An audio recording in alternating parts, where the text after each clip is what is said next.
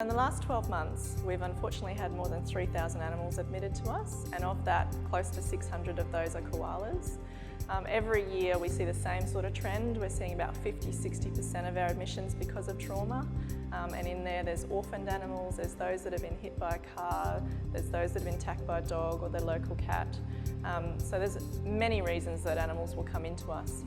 Kathy and Lewis, this is the second time they've actually been in here, and this time she's in for a complication with a tooth and also the fact that she has cystitis, which is a pretty common condition that we see many koalas being admitted for, caused by chlamydia, unfortunately.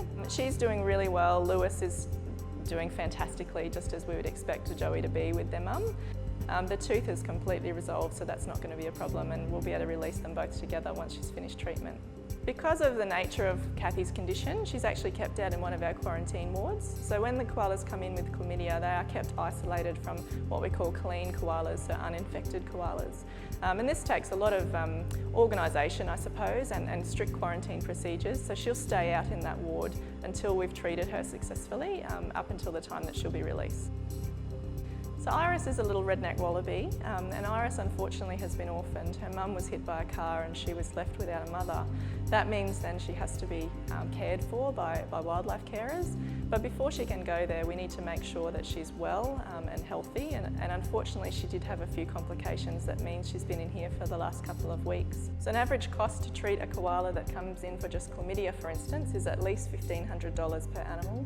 For those that come in for trauma, those animals can cost more than $10,000 in some situations.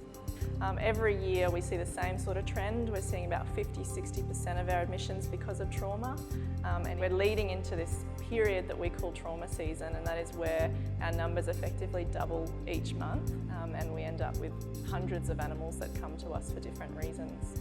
Since the hospital opened, we've treated well over 58,000 animals that have come through our doors here. So in order for this hospital to run as well as it is, we do need donations from the public and businesses for us to be able to continue this treatment that we do.